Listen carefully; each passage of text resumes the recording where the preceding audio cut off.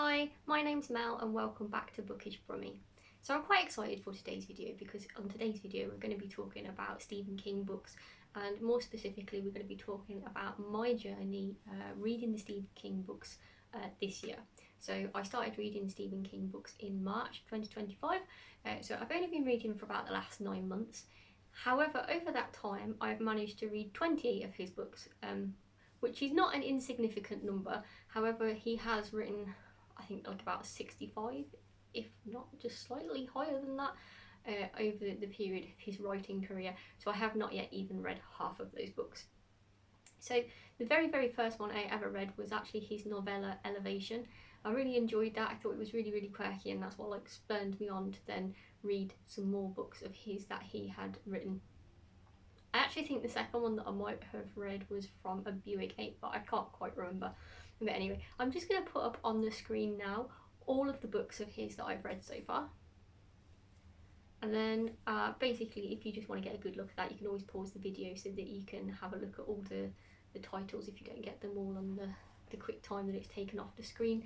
But essentially that just saves me stating every single one of them, because I don't want to talk about every single one of them in this video. But you'll see from the range that I've just put up there, there are still some, you know, really popular ones that I haven't read yet. So I haven't read The Shining, I haven't read The Stand, and I know that those are two of the novels that everybody always says is like one of their favourites. But I have read some of the other big classics like Pet Sematary and Salem's Lot and It. And so far I'm really enjoying my journey reading Stephen King.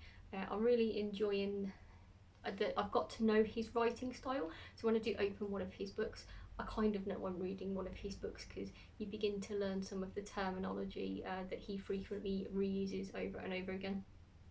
For example, I have never heard the phrase full dark until I started reading Stephen King, and then that's like a really popular phrase that he uses in his books.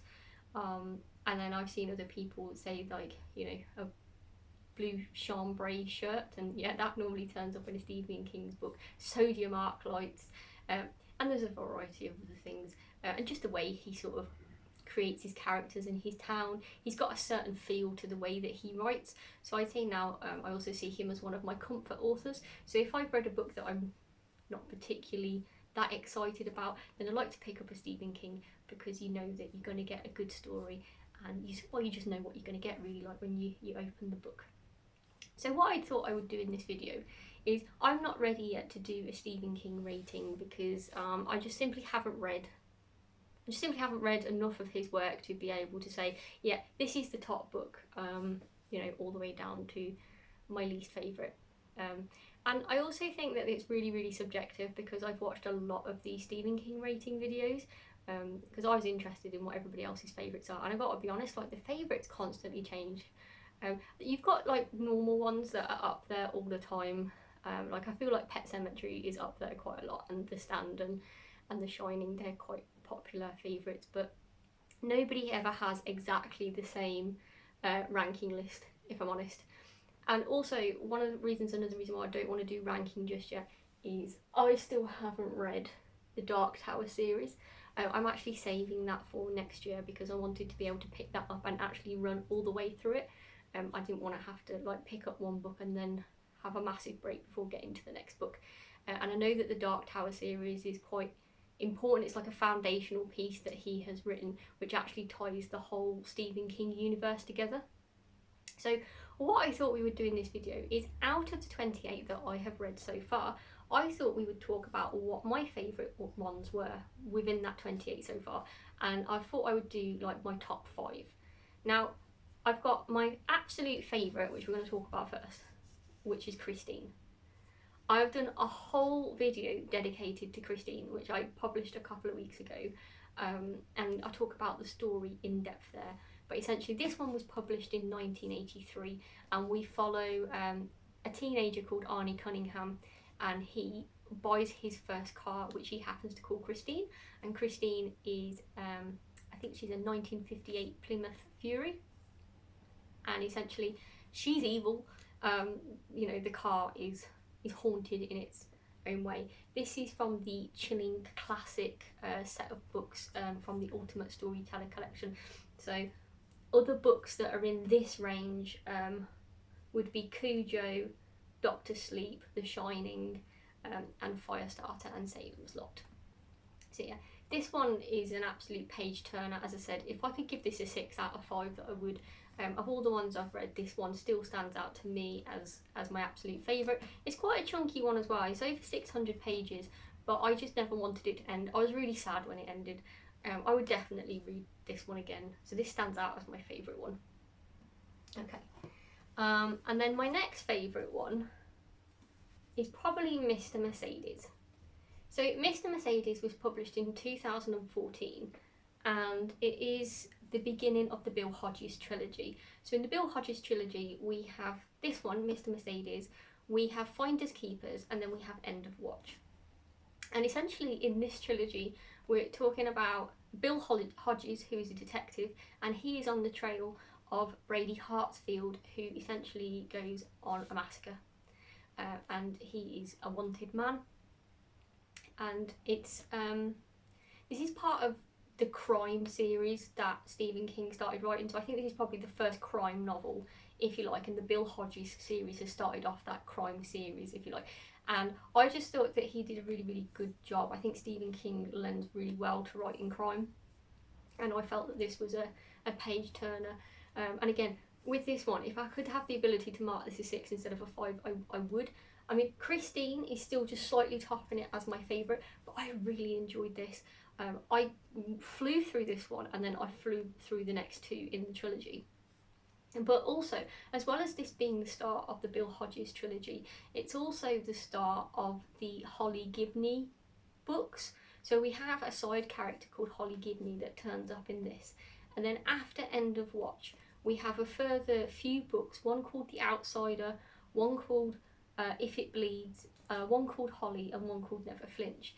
And over all of those books, once the Bill Hodges trilogy ends, we start to see Holly picking up where Bill Hodges left off, and she becomes a more central character. So yeah, this book is like the foundation for the crime novels in the Stephen King universe, Bill Hodges and Holly Gibney, and I really, really rate this, and I think quite a lot of other people do as well.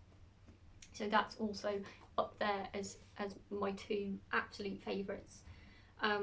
So with regards to what comes 3rd, 4th and 5th, I'm not going to rank them as in this one is 3rd, this one is 4th, this one is 5th, because I don't think I can. Like, I can say for certain that Christine is my favourite, so that's obviously going to be top, and I can say for certain that Mr. Mercedes is the second one for me. However, when it comes to 3rd, 4th and 5th, I feel like all 3 of these books have slightly different merits. And I couldn't really say which one I enjoyed more than the other, but they're definitely elevated above, you know, the other 23 that I'd read, but obviously not hitting spots 1 and 2 like Christine and Mr. Mercedes. So the first one is Cujo by Stephen King. So I have also done a video on Cujo, a separate video that goes into details of the story. So this one was published in 1981. And Cujo is owned by the Camber family, and essentially there is another family called the Trentons, and Tad Trenton is a small child, and essentially we are following his journey in this book and the journey of Cujo, and then there's a couple of other townsfolk that we're following as well, but I would say that those are the 2 main central characters. This is also set in the Castle Rock universe, so there are 3 books that I'm aware of, no, 4 books that I'm aware of so far that I've read that sit in the Castle Rock universe. So we start off with The Dead Zone, then we had Cujo, then we had The Dark Half, and then there's Needful Things. So it tends to be that you probably want to read those in publication order because they're all set in the same town, in the same universe, they share a history. So what happened in one book, that ending will be revealed in the next book along in the Castle Rock series, if you like. So this is the second one in that series. And the reason why this one is in my top 5 is because I don't normally get scared by horror books, and I feel like I've read a fair few now. But Cujo is the one that probably did scare me. And I don't know if this is because I'm a little bit afraid of big dogs, and Cujo is a St. Bernard, which is an absolutely massive dog who gets absolutely out of control. And I think in the situation of Cujo, it's a situation that could legitimately happen. So I think that's why this book had the ability to actually scare me. So I've got to give it credit for that. And I think about this book quite a lot. And I thought the ending was really good. I thought the way they wrapped up the story was really, really good. And I don't see that many people talking about this one as being at the top of their list. And as I say, I haven't read quite half of the books that Stephen King has written yet. So later on down the line, this might get pushed down the list. But I'd say this is still the first one I've read that I thought, yeah, that actually is genuinely scary. So I have to give that one credit. The second book I'm going to talk about is another one from the Castle Rock universe, like from Castle Rock Town. So we've got The Dark Half by Stephen King. So The Dark Half was published in 1989, so 8 years after Cujo, and it's the next one along. So this one obviously does sort of mention things to do with Cujo in it. Now, this one is following Tad Beaumont, and he is a writer, and he is essentially has a character that he writes into his books called George Stark. And basically George Stark starts to take on a life of its own. So we sort of have a Dr. Dr. Jekyll and Mr. Hyde situation sort of going on in this book. And I really, really enjoyed it. I thought that it was really, really well done. And I thought that the imagery in the book was quite creepy. Another thing that I find really interesting with this book is there's a lot of rage in it. Like, you feel a lot of rage from the main character. And when this was actually published was after Stephen King had been found out to have the alias Richard Bachman. So if you don't know already, Stephen King has written under two names. He's written under the name Stephen King, but he was also writing under the name Richard Bachman for a little bit. And that's where we have heard the Bachman books. So I've read most of those. There's only two of the Bachman books I haven't read yet, which is The Regulators and Blaze. And they're all really, really good, but they have an ever so slightly different style. But when he had got to just before he had published Thinner, his alias got found out. Somebody had realised the style in the book was very similar to Stephen King. And yeah, essentially he got found out as Richard Bachman.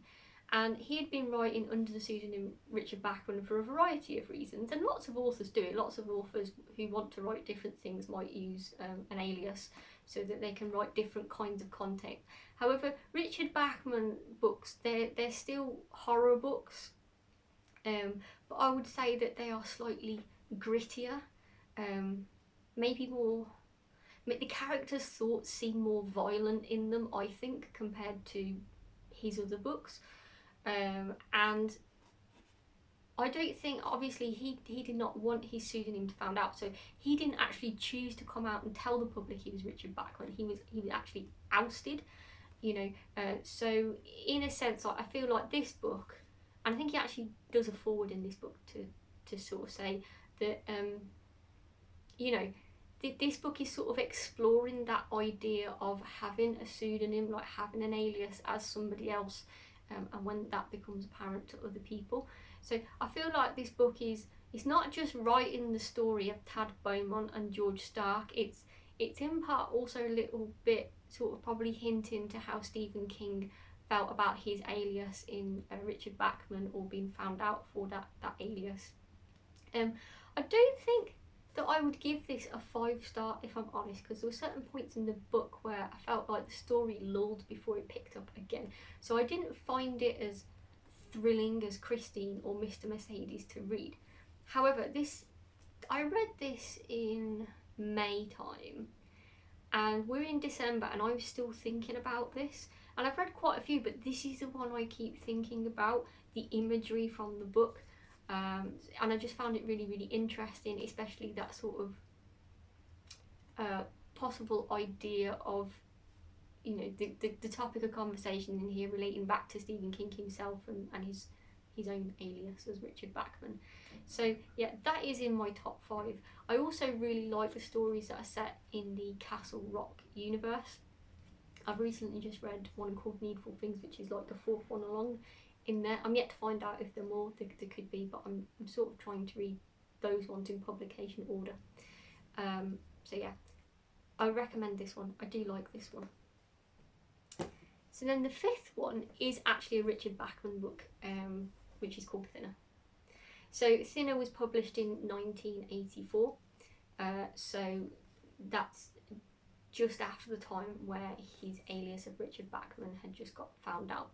Now, I actually noticed a change in this book compared to the other Bachman books, because I've read the Bachman books in publication order. So this is the last one I've read, and I've now got Blaze and the Regulators to read, which are later books. So I cannot comment on the style in those books. But this book felt very Stephen King. So though it was published with a Richard Bachman alias, I feel that had I read enough Stephen King, I could have said, if this was given to me blind, I think Stephen King wrote that.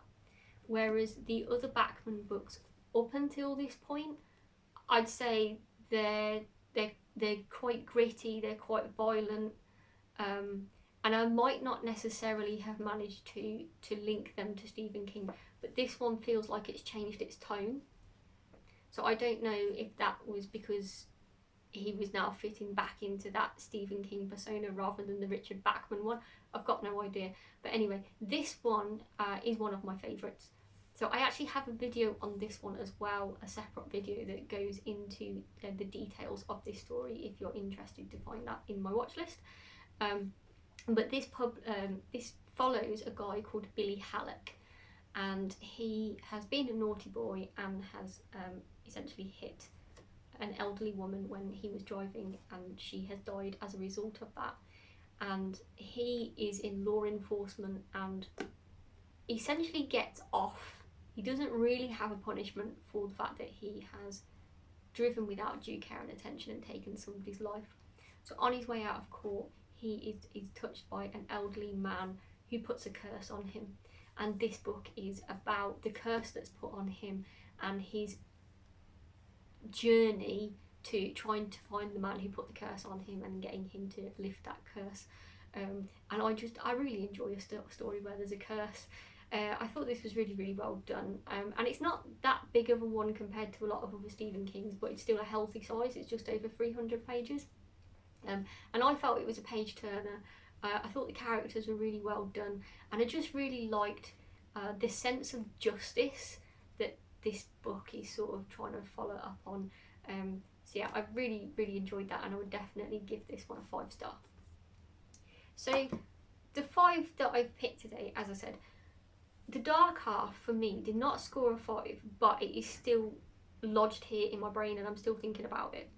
Whereas if you've been watching my videos for the last couple of months, you'll notice that I scored Pet Sematary like a 5 because it was a really, really good book, but that's not here in the top 5.